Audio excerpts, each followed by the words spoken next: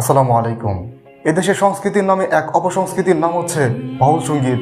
এটি শুধু অপসংস্কৃতি নয়, এটি একটি অসভ্যতা। কেন অসভ্যতা বলছি? এই বাউল সঙ্গীতদের কাজ কি 2 দিন পর পর ইসলামকে একটু পোক মেরে কথা বলবে? এটাই কি তাদের সংস্কৃতি? আপনারা হয়তো যারা এই বাউল গানে গিয়েছেন তারা জানেন তারা সেখানে কি বলে কি করে। আমি ছোটবেলায় নিজেও কয়েকবার কিন্তু এসব বাউল সঙ্গীতে গিয়েছি, আমি দেখেছি সেখানে কি হয় আর সেখানে তারা কি বলে। তাতে তাদের যেসব কথাবার্তা তাতে ইমান ধরে বাড়িতে নিয়ে আসা বেশ কঠিন। এইসব বাউল গানে বেশিরভাগ সময়ই নবীজি সাল্লাল্লাহু আলাইহি সাল্লামকে কটূক্তি করা হয়, ইসলামকে কটূক্তি করা হয়, এরকমটাই কিন্তু আমরা দেখতে পাই, শুধু এখন নয় আগে থেকেই। আর এই বাউল সঙ্গীতগুলো আমাদের গ্রাম অঞ্চলে বেশিরভাগ হয়, আর গ্রামের মানুষকে মূর্খ পেয়ে তারা জানা তাই বলে। আমরা জানি গ্রামের বেশিরভাগ মানুষই একটু মূর্খ হয়ে থাকে বা কম শিক্ষিত হয়ে থাকে, তাই তাদেরকে মূর্খ ভেবে তারা জানা তাই বোঝায়, জানা তাই বলে। এই বাউল গানের মধ্যে তারা কিছু কিছু ভালো কথা ঢুকে দেয় যাতে মানুষ বুঝতে পারে তারা অনেক বেশি জ্ঞানী, তারা অনেক বেশি জানে। আসলে তারা তো মূর্খ, মূর্খ মানুষ তো নিজেকে চালাকি মনে করবে, এটাই স্বাভাবিক। সম্প্রতি সময় এক বেয়াদব বাউল শিল্পী আবুল সরকার, সে আল্লাহ তাআলাকে নিয়ে নানা ধরনের কটু মন্তব্য করেছে। আল্লাহ তাআলাকে তিনি জানা তাই বলেছেন। তিনি মহান আল্লাহ তাআলাকে নিয়ে যেসব বাজে মন্তব্য করেছেন তা মুখে তোলার মতো নয়। অথচ এই বেয়াদব বাউল শিল্পীও নামধারী মুসলমান। তিনি আল্লাহ তাআলাকে নিয়ে এমন এমন বাজে মন্তব্য করেছে যেগুলো আমাদের মুখে তুলতেও অনেক ভয় লাগে। তিনি আল্লাহ তাআলাকে বোঝাচ্ছেন আল্লাহ তাআলার মতো যদি আরো 200-300টা আল্লাহ থাকতো তাহলে নাকি আল্লাহ তাআলার দাম অনেক বেড়ে যেত। আল্লাহ তাআলা কি করবে না করবে তা তোর শেখাতে হবে, তুই তো আল্লাহ তাআলার সৃষ্টি। তিনি একথা বলে আল্লাহ তাআলাকে বলছে এত বুঝো তা বুঝো না, মানে আল্লাহ তাআলাকে টিটকিরি করছে। এই বেয়াদব, তোকেই তো সৃষ্টি করেছে আল্লাহ তাআলা, তোকে বোঝাতে হবে আল্লাহ তাআলা কি করবে না করবে। তোর যখন জন্ম হয়নি তখন আল্লাহ তাআলা ছিল, তুই যখন মৃত্যুবরণ করবি তখন আল্লাহ তাআলা থাকবে, কিন্তু তোর মতো ভাবিষ্ট এই পৃথিবী থেকে শেষ হয়ে যাবে। এই অসভ্যটা আরো বলছে আল্লাহর কথার কোনো গোয়ামাত আমি খুঁজে পাই না।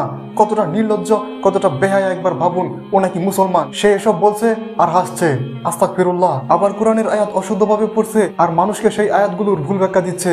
এই বেয়াদবটা আল্লাহ তাআলাকে নিয়ে এরকম অনেক আরো খারাপ কথা বলেছে। এসব কথা শুনলে আপনার খারাপ লাগবে না? আপনার মুসলমান হওয়ার দরকার নাই, আপনি যদি একজন মানুষ হন তারপর যদি আপনি এগুলো শুনুন তাহলে কি আপনার খারাপ লাগবে না? যে আপনাকে সৃষ্টি করেছে তাকে নিয়ে যদি এসব খারাপ কথা বলে তাহলে তো আপনার খারাপ লাগারই কথা, কারণ আপনি মানুষ, আপনি রক্তে মাংস গড়া একজন মানুষ। আর আপনি যদি মানুষ হন তাহলে আপনার খারাপ লাগার কথা।